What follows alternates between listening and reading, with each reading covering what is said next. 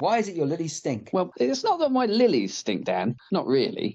It's more like... Spit it out. Well, I'm trying to, although it tastes disgusting. There's two plants, from the Amorphophilus.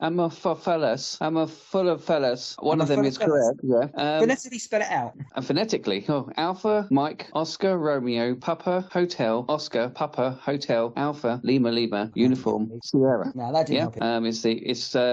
There's two types of Amorphophilus. You've got Amorphophilus konjac, and you've got which is the devil's tongue. The devil's tongue. Okay. I mean, I'd hate to think, if you called it the devil's bum, but what that would have been. That's why it smells. No, I don't think it is because of that.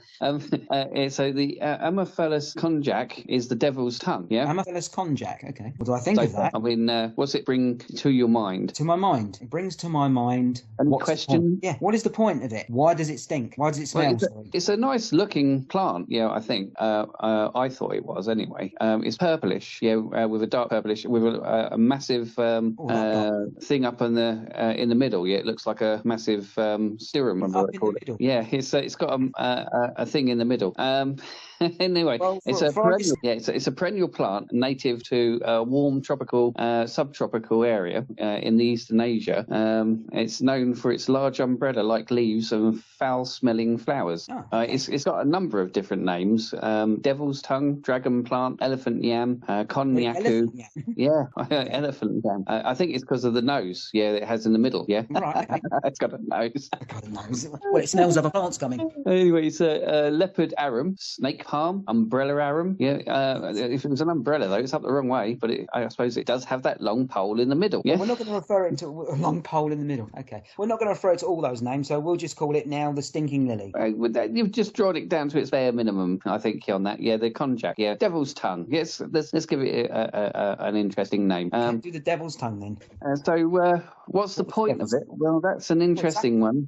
You said, what is the point of it? Explain why we need that plant. Why do we need it? Oh, that's an interesting one. I mean, as I say, we don't have it in this country.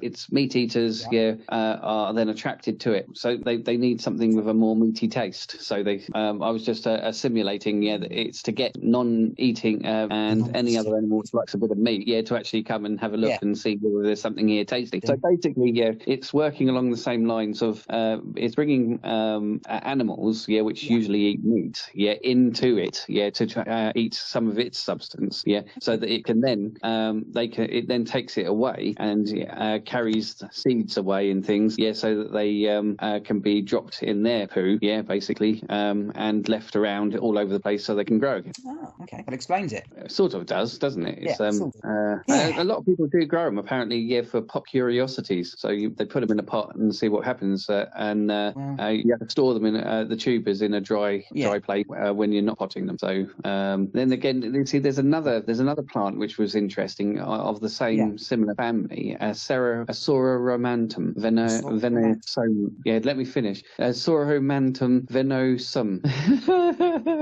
Well, I don't think that's pronounced 100% correctly, but we'll go with that anyway. No, I can do phonetics again, but I don't think that'll help. Oh no phonetics this time. It's apparently it's a hardy aroid native to Africa, Japan, and China, and it's known for a striking exotic foliage and a unique horn-like inflorescence that emerges from the ground. What does that mean?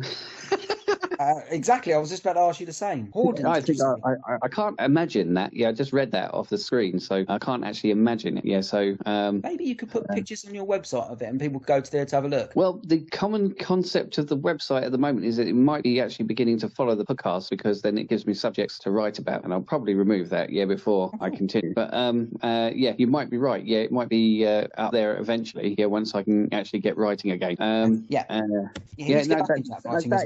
Apparently that is the common name, for this. That's the voodoo lily. Voodoo lily.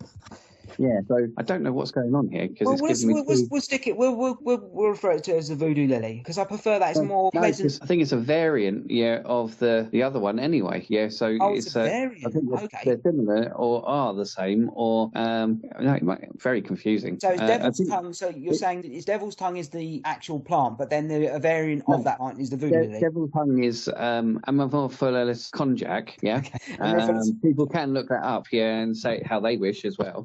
I've done a variant of that, because I've never heard it before. No. The Soromantum venenosum, is apparently the voodoo lily. Okay. So, as I said, there's lots of different plants which appear to have similar, and they seem to be part of the arum family. And do they all have that smell? That I would imagine so. Yeah. I'm not going. I like garden gossip, so I'm going to leave that open. If anybody ever finds out, they can always write it. It's just interesting to know if they all have that stench. Yeah. If anyone's ever grown one, I'd love to hear how it went and who walked out on them. Yeah, was it their wife or their mother-in-law? Because of the smell. It was both, Tom. There's a third one though. Draconculus vulgaris. Dragon arum. Okay. Dragon arum is the English name. Yeah, and that is a European aroid known for its large lobed leaves, a long black foul-smelling inflorescence. Its other common name is dragon arum. Well, I think I just said that in the title. So you did. Yes. This one it prefers moist, rich soil because the other ones are all growing in drier areas. Yeah. Okay. So this one likes moisture and rich soil that dries out in the summer and can be planted in spring or autumn. So it does like dry soil then. Yeah. Even though leading me to believe that it was moist soil. Yeah. Maybe it'd like to start off in moist soil. Probably. Yeah. It probably just needs that to help the growing process. A voodoo lily. Apparently, the voodoo lily does smell really bad. But why?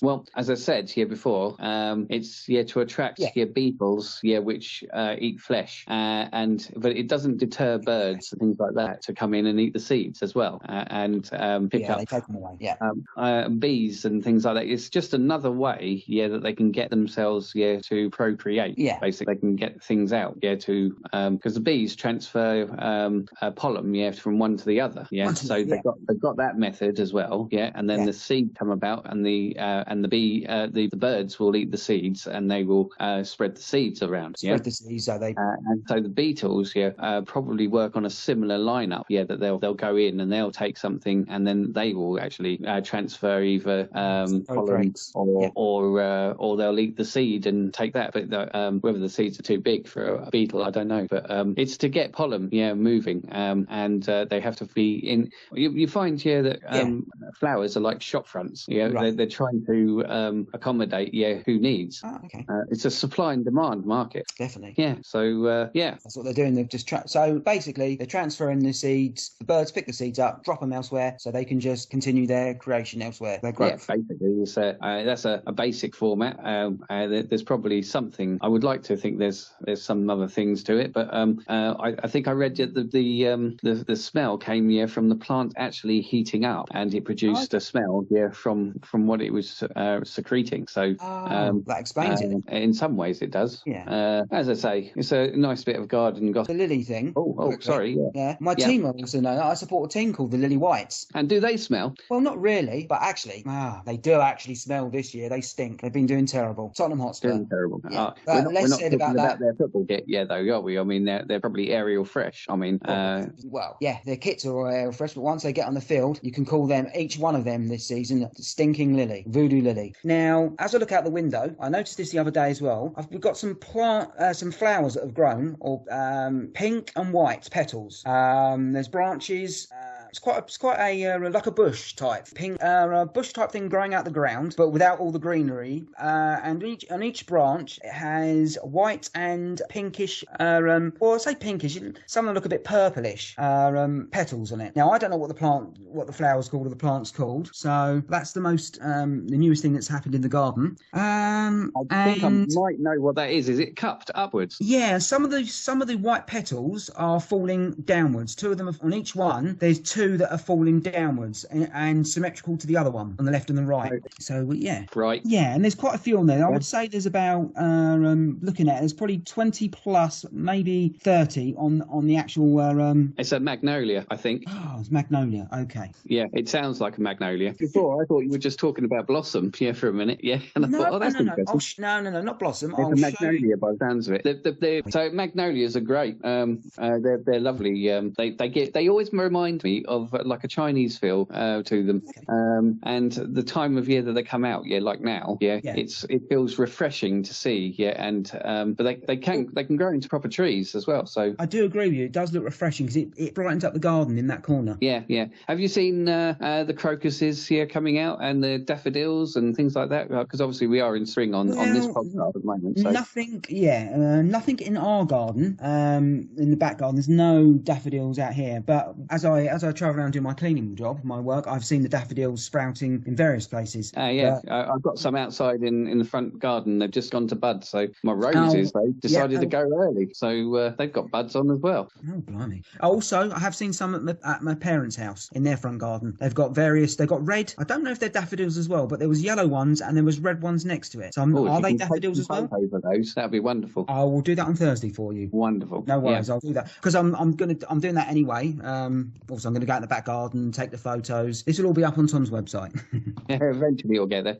Also in the garden, this is wildlife now. Basically, all the all the bird fillers have been filled up and the fat balls have been put out. And I've noticed more pigeons have come into the garden over the last week, and we've had some sparrows and even saw 2 robins today on Saturday. Oh, that's lovely. Then it's like that's always nice to see robins around. They've entered on, so that's nice to see them too. And also one resident pigeon that always just last thing on this that sits in the tree and then always the last couple of days he's done this jumps onto the garden and starts walking around in the garden, and he's out there now, and I'm calling him Percy Pigeon. He's having a dart. He's out there now, out there just rummaging through the grass. I called him Percy Pigeon. Pigeon, he's like, can he fly? Because most pigeons, struggle to fly. So he flies. He's been up the branch and down on the ground and up onto the roof over there. Oh, that's all right. He seems to have worked it out then. Yeah, it's all cool. Yeah, that's basically what's been happening in my garden this week. I just thought I'd have a look up to see what the gossip was on the magnolia. Okay. I'm just going to this is gossip, so I'm not. I just like to make it quite amusing. I just thought I'd take a look though. Apparently they existed over 100 million years ago, even before bees evolved. Wow. They're tough designed.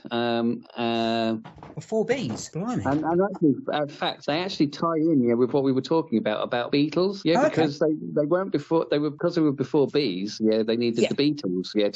For pollination. So that they're made really tough. The flowers are tough and designed to be pollinated by beetles. Yeah, it's true. In parts of England, the petals of the southern magnolia are pickled and used as spicy condiment. Apparently so. I wouldn't necessarily suggest that to anybody to go and do that.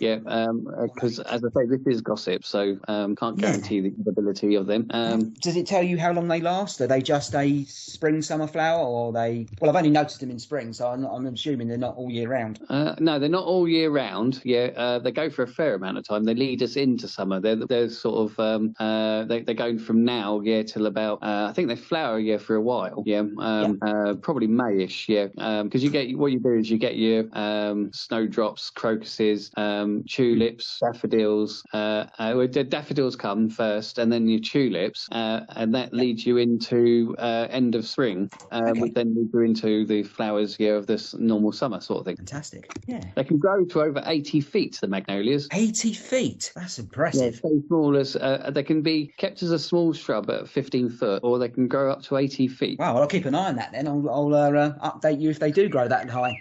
And there is R2D2 letting us know he agrees. R2D2 letting them, that's my phone. That's my phone telling me there's a message. But I mean, I'd like to ask the listeners, what sort of out of all of those facts, what was the most surprising? If anybody would like to comment, then I believe you can on Spotify comment. If you go to Facebook, you can comment, and if you go to the website, you can comment as well.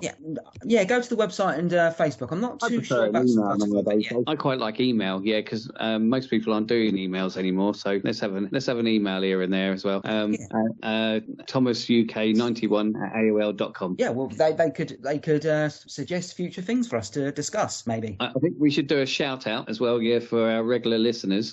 We've got James and we've got Debbie or Deborah. I think it was Debbie. Was it Deborah or Deborah? Debbie. Deborah. Deborah. No, not Deborah, Tom. Deborah. She's not in pieces. She's not in pieces. She's a whole person. No, I think you said it was Deborah. Deborah, that's the one. Yeah, we'll have a shout out to Deborah, because she listens in and she's been sharing as well and liking and and I believe Sam listens in occasionally. She does, yes. Yeah. Oh, hello, Sam, and thank you for all your shares as well. It's very kind to people when they're trying to get us out there, and that's good. And the Road Rebel, who he's out there as well. Yeah, he's out there. And did you sort out the? I think you did, because I think I've looked at it now. What you did is working. Yeah, that's always nice when things. So, did you have any other topics that you were going to bring to the table? Well, in future, was you going to bring the allotments?